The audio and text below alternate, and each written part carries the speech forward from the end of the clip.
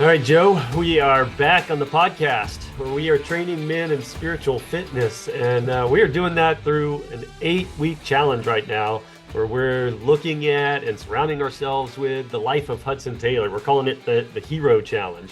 And guys are spending 8 weeks dedicating themselves to prayer every morning, dedicating themselves to yes, reading about the life of a Christian hero, Hudson Taylor, but also dedicating themselves to memorizing 8 promises of God and finding a group of friends to do this with. And as we're about halfway through this challenge now, Joe, I don't know about you, but I'm like, the further and further we get into the life of Hudson Taylor, I feel like, man, my life would be a lot more difficult if I didn't actually read the life of Hudson Taylor. Like I feel like a lot of times I feel like, man, my life is so hard. I got so many difficult things going on in my life. And then I read these stories that Hudson Taylor is facing. I'm like, man, Evan, shut up. You don't know what you're talking about. Your life is not that hard. Please tell me I'm not alone in this. Do you also read some of these stories and are just shocked at what he's going through and maybe feel a sense of guilt for being like, oh, but my life's so hard?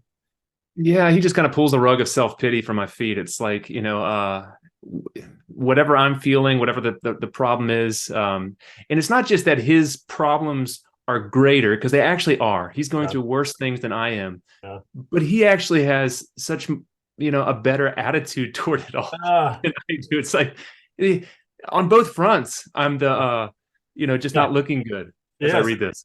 Yeah, one of the challenges we've given guys through this is just imagining that Hudson Taylor was one of your guys, one of your friends, in your core group of friends. What would it do to your life if Hudson Taylor was one of those men? And because they say, you are the sum of your 5 closest friends. So what if Hudson Taylor was one of those guys?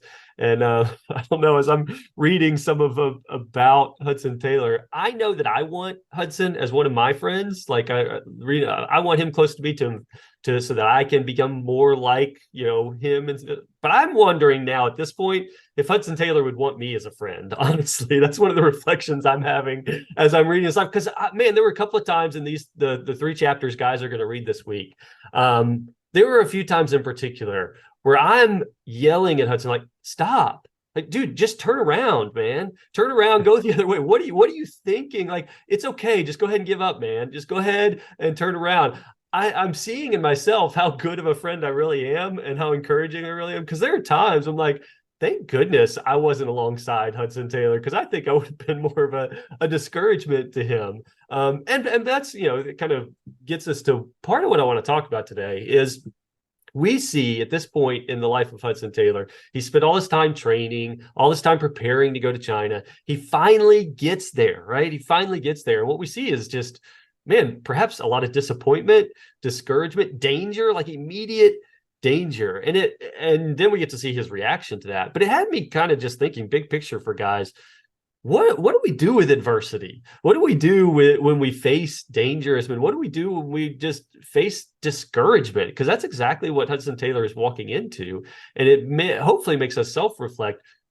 How do you instruct guys to face adversity that's ahead of them? I think it's something to really pay attention to. I mean, if you can just imaginatively go to that place where you're a young man. I mean, you've been dreaming about China. You've been reading books about China, just not having any clue how you're going to get there. And finally, you're arriving. And I mean, you just think this would be a moment of great exhilaration and satisfaction. But actually, as you're paying attention to his life, you realize just the wave of unexpected kind of disappointment and the kind of emotional upheaval that he would have gone through. I mean, I wrote a list of some of the difficulties he encounters as he lands in China and tries to begin a life there. One, there's this thing, the Taiping Rebellion. There's basically kind of a civil war going on. So literally bullets are flying, people are dying in the streets. And that's the kind of political situation. Second, he's given 3 letters of introduction. So he's got 3 contacts on the ground. One guy's dead. A second guy's gone back to the United States. And the third guy, he's never met before and really doesn't know. So he doesn't have any real kind of relational basis to begin ministry. Third, he doesn't have enough money. Like the people who are backing him aren't giving him what he needs just to even, have a decent place to live. Hmm. Fourth, he doesn't look like a respectable missionary. He's not sent by a big denomination. He doesn't have a doctor before his name. He's just a young, ordinary guy. And just the fifth thing, he's alone. I mean, he's got this intense loneliness in this. You think of a new country, how different cultures were back then, everything foreign. It's hard to imagine the kind of emotional distress that a guy would be under, given those circumstances. Mm-hmm.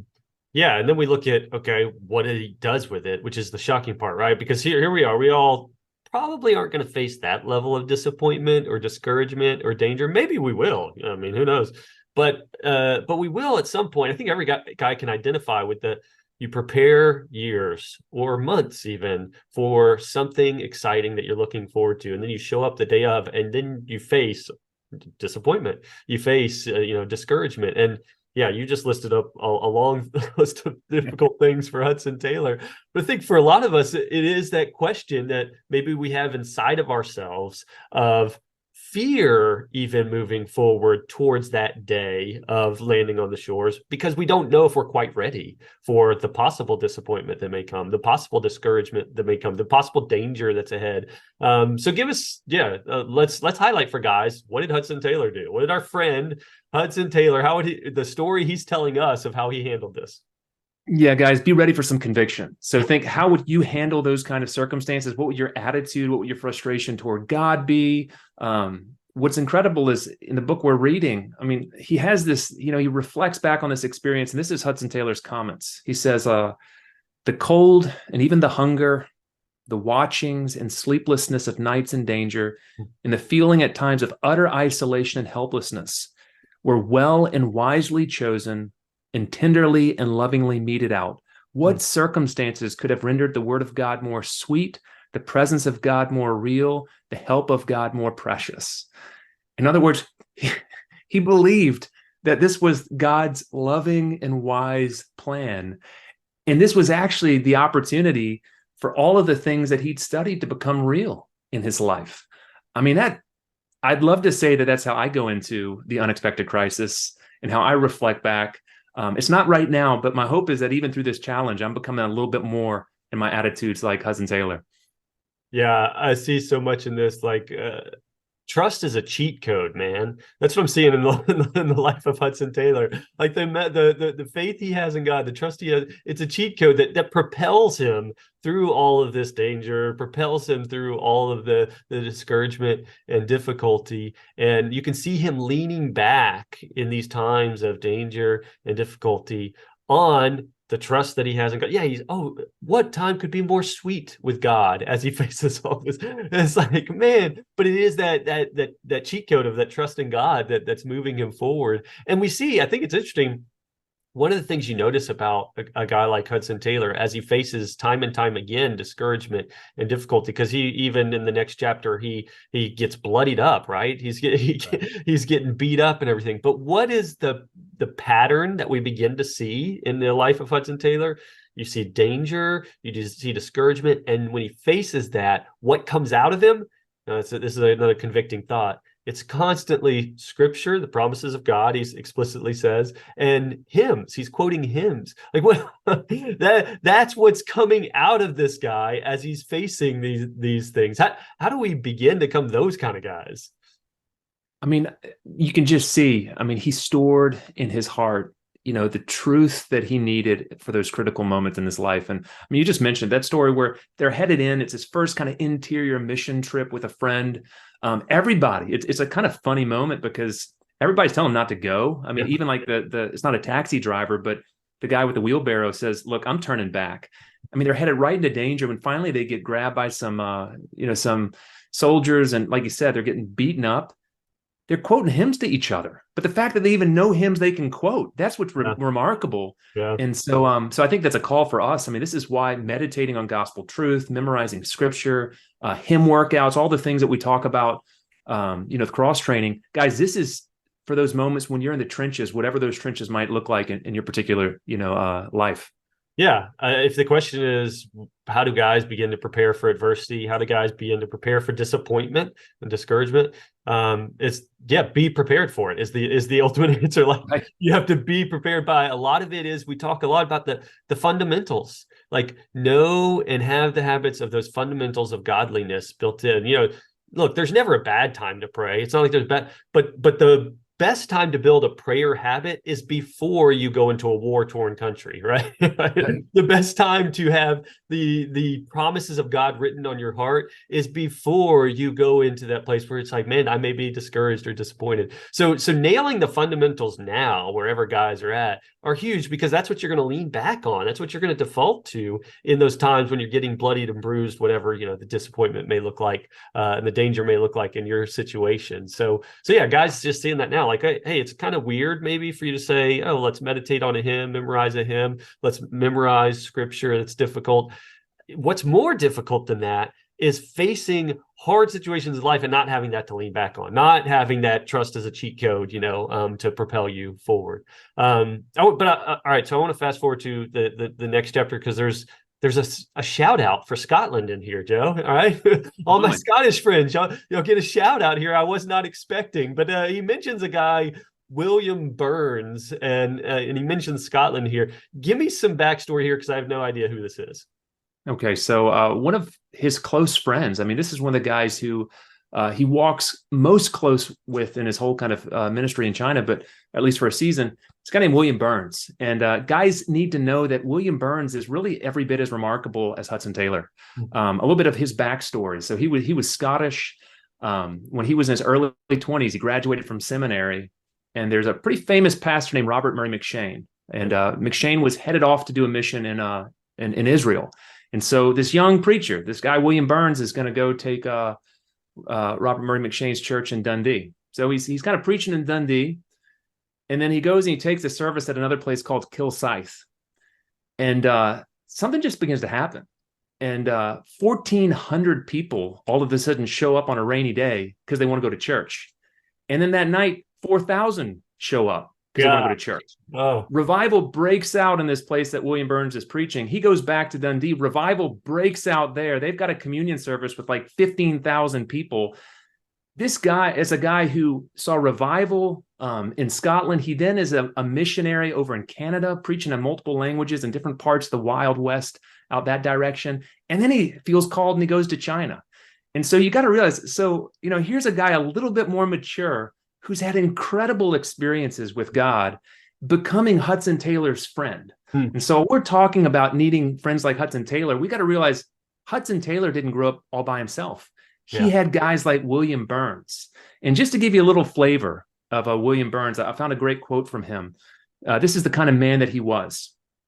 This was kind of his motto for life. He said, if a man has Christ in his heart, heaven before his eyes, and only as much temporal blessing as is just needed to carry him safely through life, then pain and sorrow have little to shoot at.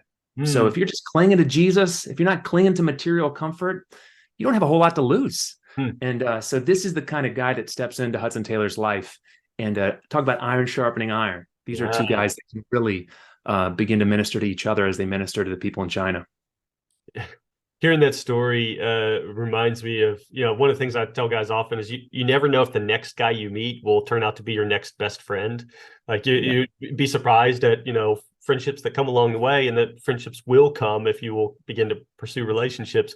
But part of that is just, I tell guys, man, really double down on living and pursuing godliness. And if you pursue hardcore going in the way of godliness, you will be surprised by the friendships that come along the way. And that's some of what we see in Hudson Taylor's life. Like Hudson did not meet William Burns before he went to China and faced all these difficulties. It's one thing, we're all waiting for that next best special spiritual friend who's going to encourage us and motivate us so that then we can begin whatever Yeah. hard thing. But that's never the way it works. It's like, no, you just go. You just go hardcore in the way of godliness. And along the way, you're going to meet other guys that are going hardcore in the way of godliness. And you begin to encourage one another and you begin to strengthen one another. You begin to have impacts towards one another in ways you never would have expected. I mean, Hudson says of William Burns, like, it was his passion for layman evangelism Yeah. that just really lit him up and just really just set him out on this path. So I think the same is true for all of us guys. Like, okay, pursue hardcore, go. Don't wait on that friend. Don't wait on the William Burns to show up and then go on mission. Like, get going, and you'll be surprised at the guys you meet along the way. You know, we say, like, spiritual friendships are really an accelerant to the fire of following in godliness.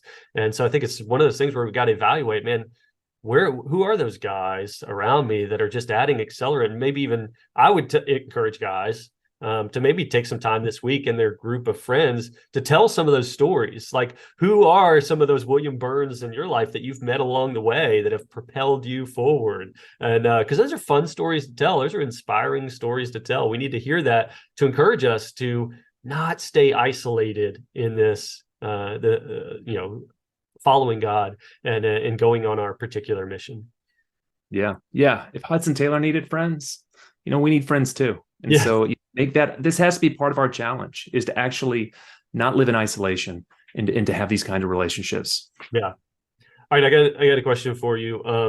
Because in the last chapter that guys are going to read this week, they come in contact with what I think Hudson Taylor is probably most famous for. I hate to say most famous for, but especially if you read children's books about Hudson Taylor that have drawings and such, and even every biography I've read about him, everybody makes a big deal about the way Hudson Taylor dressed when he was in China, because he dressed like the locals. He dressed weird. He looked. Some of me says, "Wow, that's cool. That's unique. That's different." I'll be honest. Another part of me is like, so what? Like, so he dressed a little weird. He wore a different T-shirt and was on mission. Help me understand exactly what's going on there. Did you see the same thing? Is him dressing differently a big deal for the ordinary Christian man? I think it's a real model of not letting our sense of pride be a hindrance to our effectiveness for the kingdom. I think you got to think back. So this is 1800s. And this is a kind of an Englishman. I mean, they're known, for a stiff upper lip. They're known, for a kind of, keeping their bearing, looking a particular way, respectability, all these kinds of things. And it's important for guys to realize this is not Hudson Taylor just decide he's going to wear a different style of jeans or put on a different kind of T-shirt. This is him stepping out and honestly letting go of every sense of just pride and every sense of what he thinks is proper. I found a great segment where he wrote a letter to his sister and described, what went into this transformation. And, it started with, he talks about like his hair getting cut and then gets dyed black. He talks about putting on these Chinese socks that aren't elastic like the English ones, and so they don't really fit your feet. Then he starts talking about the breeches. These are like the trousers or the pants, and his are 2 feet too wide around his waist. They've got these short legs. They're being tucked into these long white socks that make him look like he's wearing what he calls bloomers. There's no shirt that's worn. He's got this white jacket, sleeves as wide as ladies wore, he says, 20 years before. It doesn't look like it's in style. I mean, you can just imagine as he steps out into like public space, he feels like an idiot. He does not feel like a man at that moment. This is not how men dress. And this is not how English missionaries dress. Mm-hmm. And so, I mean, this is him just letting go of that sense of dignity that's unhelpful so that he can, like Jesus, incarnate love. And I think as guys, I don't know it's not going to look like probably changing our wardrobe. We all have that sense of pride, what kind of keeps us, in ourselves. We're not willing to step out and be vulnerable to really love people. I mean, this is a guy, for the sake of the gospel, to communicate the love of Christ. He wasn't going to let anything, keep him from being more effective with sharing the gospel. And so we got to learn from that.